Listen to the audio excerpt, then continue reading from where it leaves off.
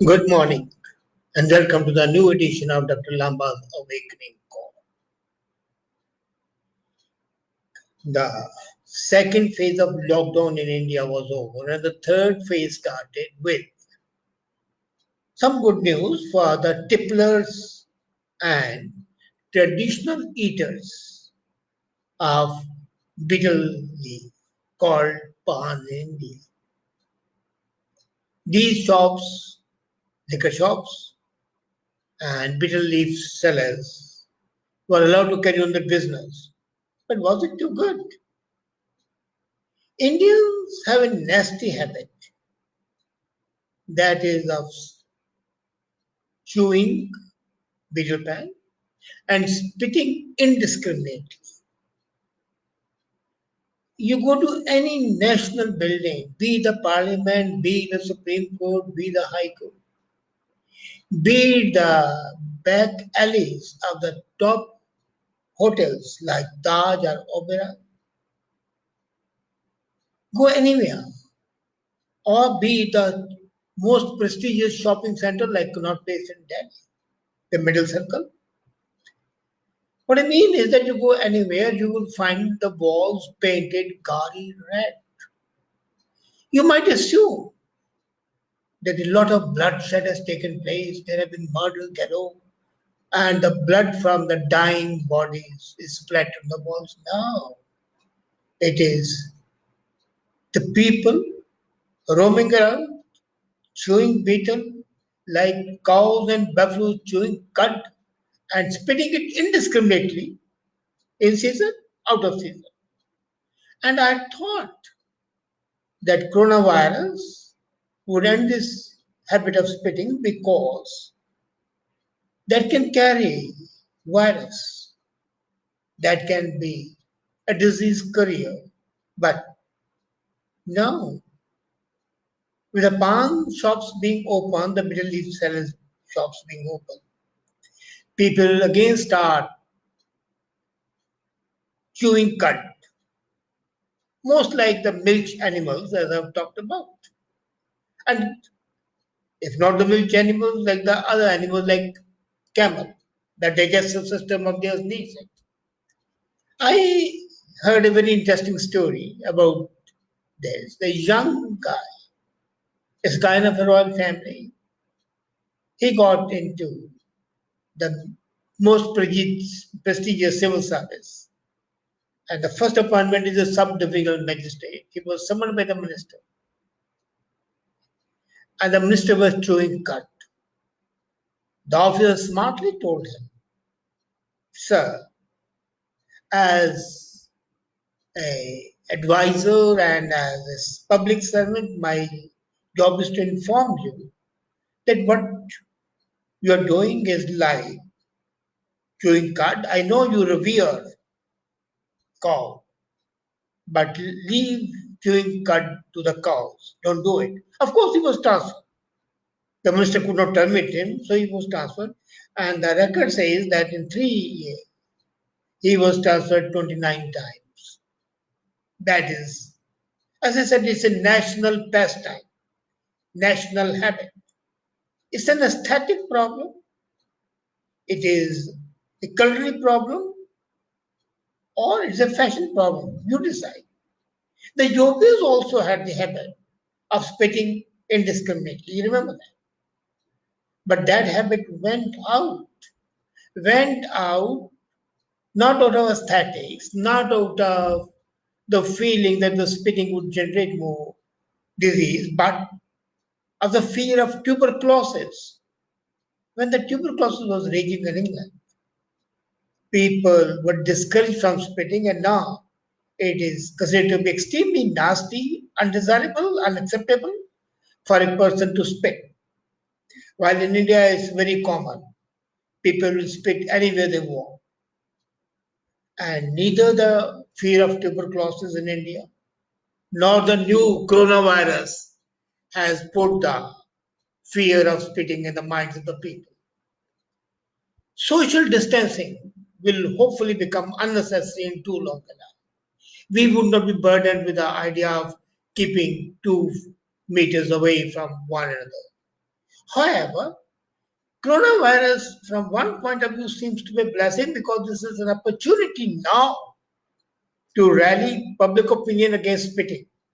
And this could be for the overlasting good of the India and the Indians. If the Westerns could overcome the spitting urge, why can't Indians do? And believe me, they are very good at imitating rape and aping the West. So once they're told, well, look here, the Westerns used to spit, now they don't. No, they'll go all the way. Anti-spitting sentiments rose among the European aristocrats and high bourgeois. This happened well before Louis Pasteur and Raoul Foucault came up with the germ theory. Only later, the common classes in the cheaper seats began to adopt this view, clearly imitating the social superiors.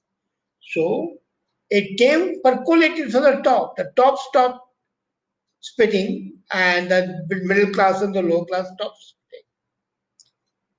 Here in India, unfortunately, the top class is more addicting to this horribly bad practice. If you meet any political leader, especially, you would find the moment he opens his mouth as if he's bleeding inside profusely and it needs to be rushed to emergency.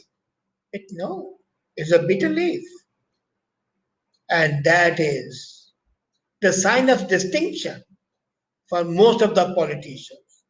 I'm not talking about the present prime minister or the past prime minister. I'm talking about the second rate politicians and some chief ministers, premiers. So science can only be do so much, and that is to teach the upper echelons.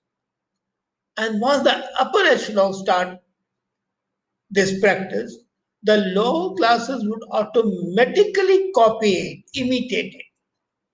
So far, the Indian elite has not shown a single sign of giving up the public spitting. Ask Indians not to spit is met mostly with disbelief, as if you are asking them not to eat. Eating betel and spitting the betel juice is almost a religious duty for more than 60% of the population. UP, Bihar, Madhya Pradesh, Rajasthan, and Bengal. These are the hotspots as far as the chewing betel leaf is concerned. And then, it's almost as if nature would stop and the bird would die if they stop spitting betel juice. And that may change now because coronavirus has prompted the legislators to wear masks, the officers to wear masks, the ministers to wear masks. And if they spit while wearing a mask, they'll be spitting on themselves. They deserve to do it.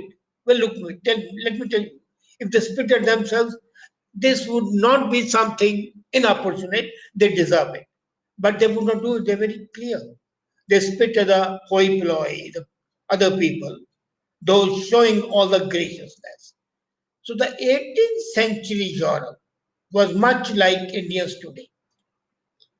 If you look at the history of Europe, the socio history of Europe, I'm not talking about the kings and the reign, I'm talking about social history. The people, the class system, it was absolutely identical to the 21st century India. Indians may say whatever they have advanced, but psychologically, mentally, and socially, they're at the same level where Europeans were in the 18th century. And they believed that it is wrong to swallow one's spit. Do you know the great theologian Decidena? Decidena, the great Dutch philosopher, strongly advocating spitting out for moral and physical reasons. He says if you do not spit, that means you are immoral. Wow. No, I mean, say habits die hard, but they did ultimately.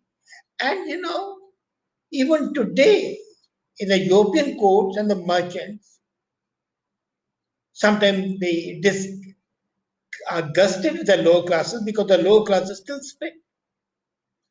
But in 1842, Charles Dickens berated the Americans for public spitting. At that time, it was a fashion in the Americans in 1842 for the people to spit. And there used to be competitions.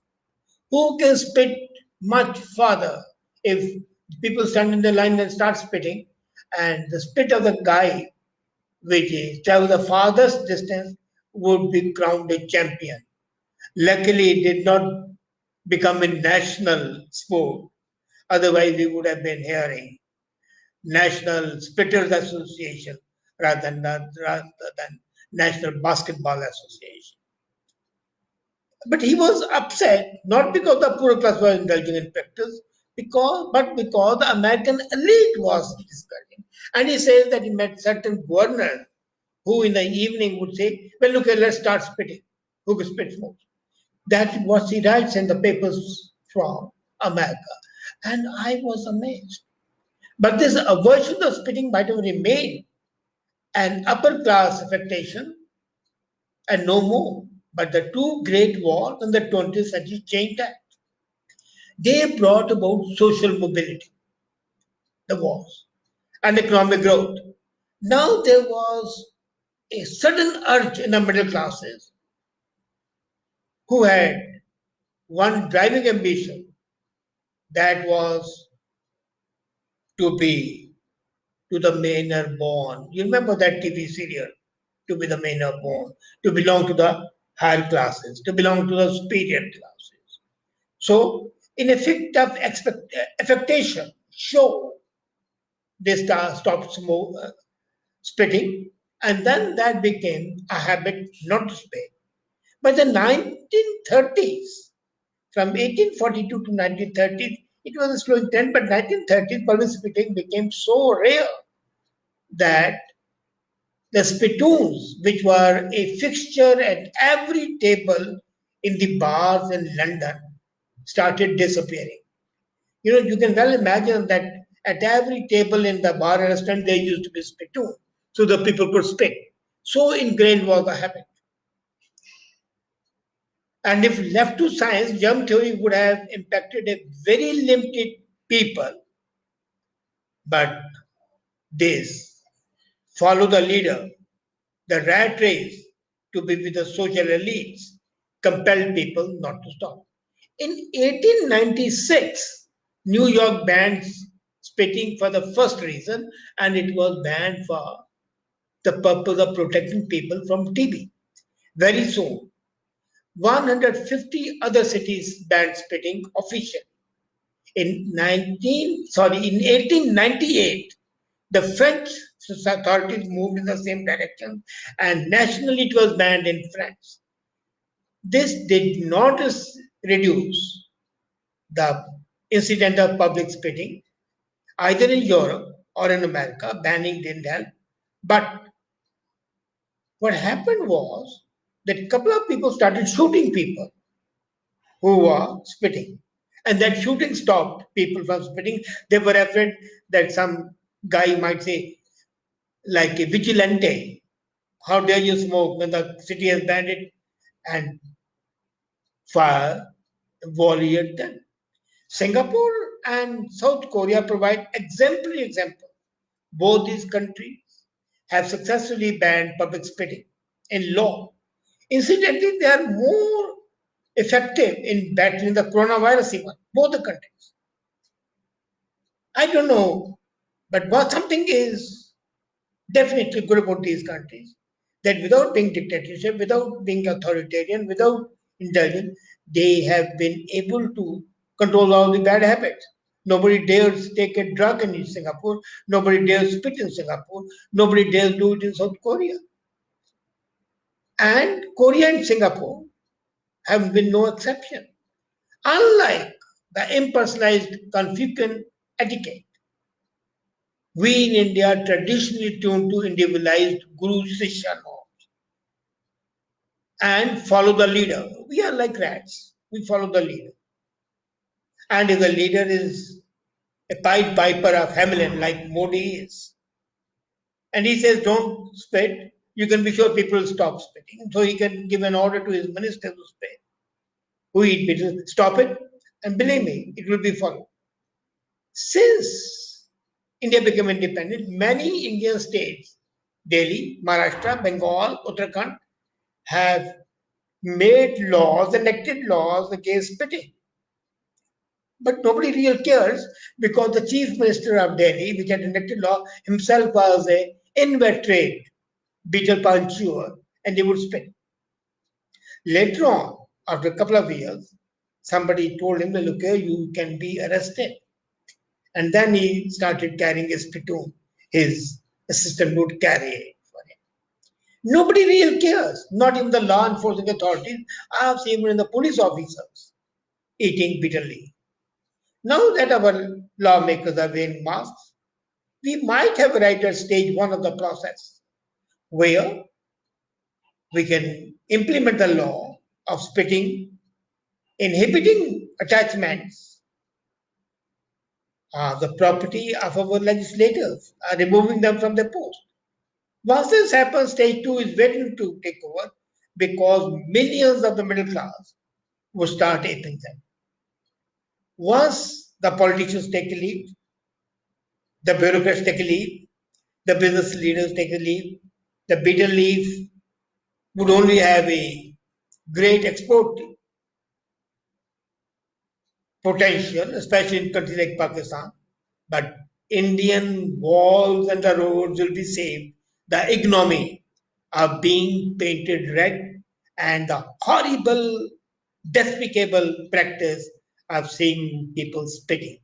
Don't you agree? But do you think our politicians will do something or the high class will set up such a model? I wish, though I am aware if wishes were horses, beggar would ride them. But still, there's no harm in hoping so. Let's hope. Thank you.